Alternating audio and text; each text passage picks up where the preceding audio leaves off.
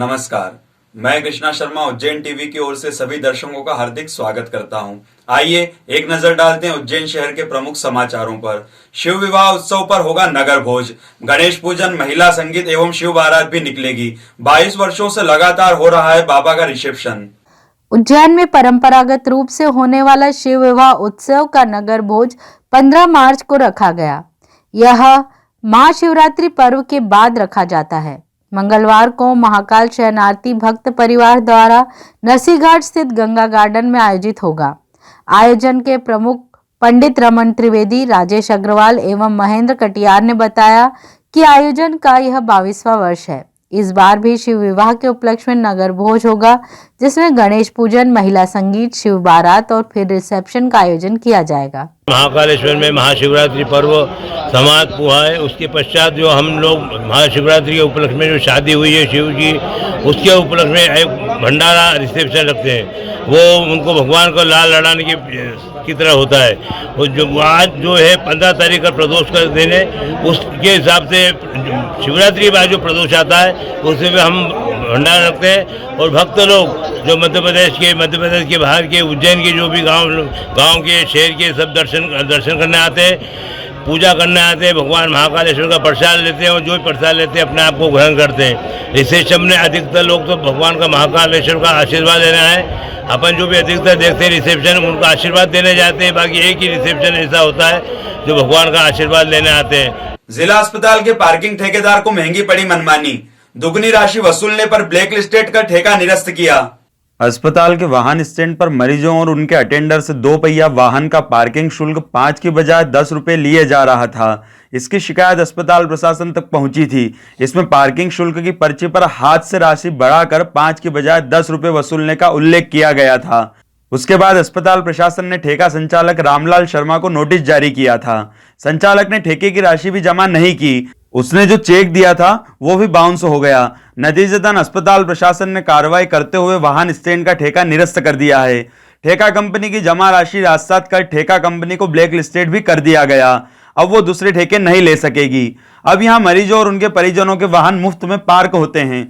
जिला अस्पताल में 200 से ज्यादा वाहन पार्क होते हैं, जिन्हें सुरक्षित रखने के लिए पार्किंग स्टैंड का ठेका रोगी कल्याण समिति देती है। गुड़ी पड़वा पर आयोजित विक्रमोत्सव पर मनाया जाएगा उज्जैनी का जन्म दिवस। अंतर्राष्ट्रीय स्तर के कलाकार देंगे प्रस्तुति। भारत उत्कर्ष एवं नवजागरण पर केंद्रित विक्रमोत्सव में इस बार राष्ट्रवादी कवि मनोज मुंतशिर और गायक कैलाश खेर प्रस्तुति देंगे।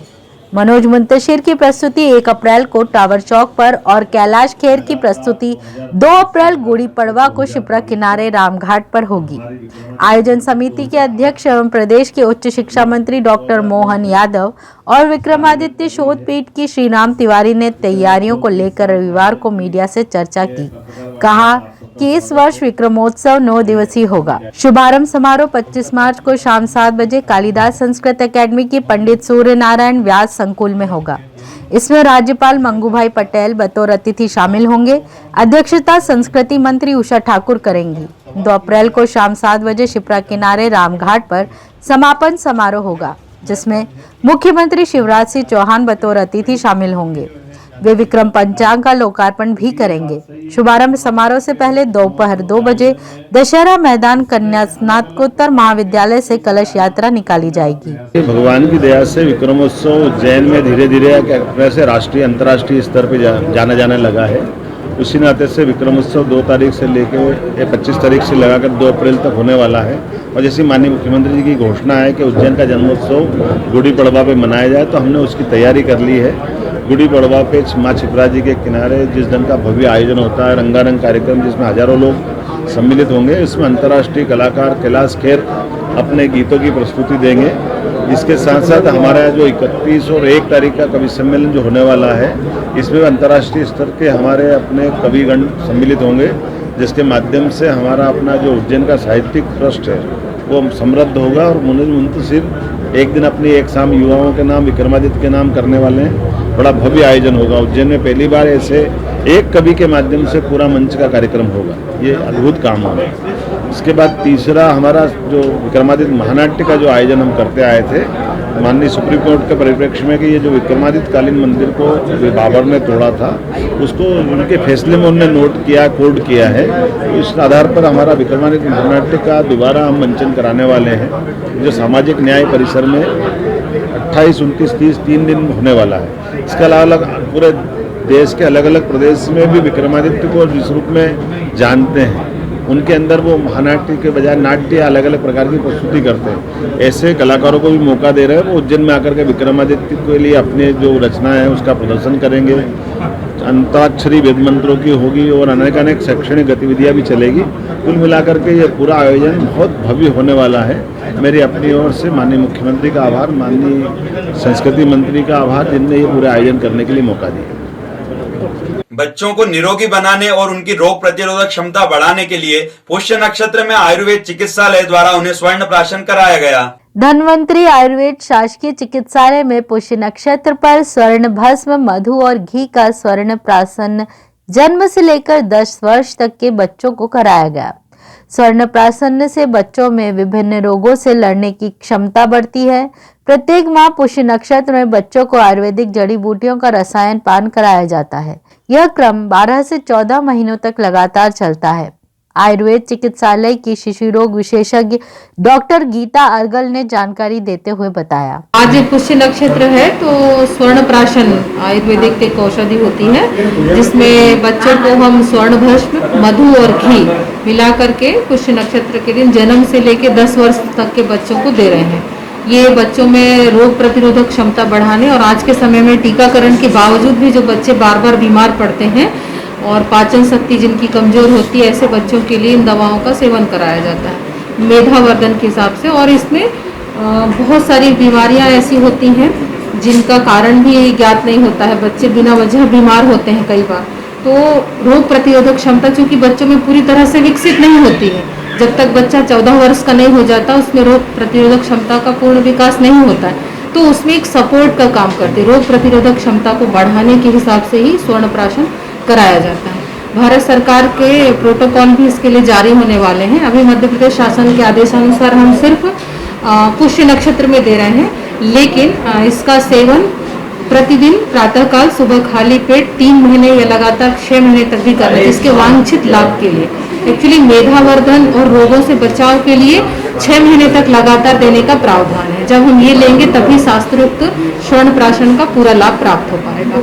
चूँकि ओपीडी लेवल पे लगातार 6-7 दिन देना संभव नहीं है, इसीलिए हम सिर्फ 1 दिन माह में शुरू करते हैं। जैसे जैसे सुविधाएं हमारी बढ़ती जाएंगी तो हम प्रतिदिन वाला भी स्वर्ण प्राशन शुरू करते हैं। होटल से खाना खाकर परिजनों के साथ पैदल लौटते वक्त युवती को अज्ञात वाहन ने मारी टक्कर, अस्पताल ले जाते वक्त हुई मौत। रतलाम की रहने वाली 21 वर्षीय शिवानी उर्फ राधिका राठौर आगर मालवा अपने परिजन के यहाँ आई थी।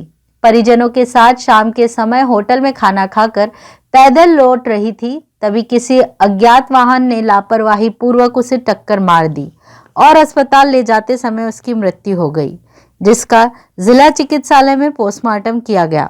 वहां मौजूद शिवानी के परिजन राजेश राठौर ने बताया, ये क्या है कि कल इनकी बुआ जी के वहाँ पे आई थी, यानी कि मेरे यहाँ। तो शाम को इनको प्रोग्राम हुआ खाना खाने का, तो ये यशोदा होटल पे खाना खाने गए। वहाँ से इन्होंने खाना वाना खा लिया और उसके बाद वहाँ से ये यशोदा होटल से करीब 100 मीटर की दूरी पे इधर आए होंगे आगर की तरफ जाने वाले।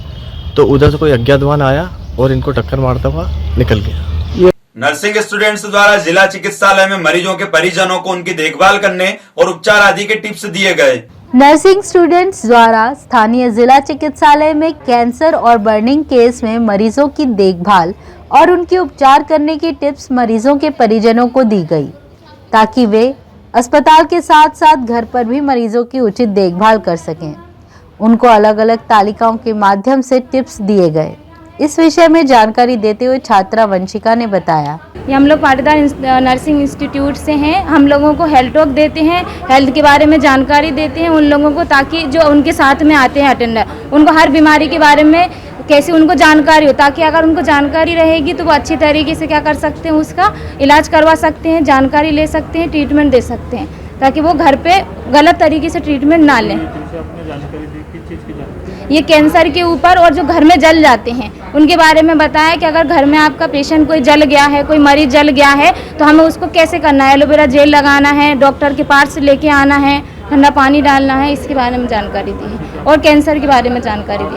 तो ये थी उज्जैन शहर की प्रमुख खबरें। ऐसी ही ताजा खबरों के लिए देखते रहिए उज्जैन टीवी। उज्जैन टीवी के यूट्यूब चैनल को लाइक और सब्सक्राइब करना ना भूलें। नमस्कार।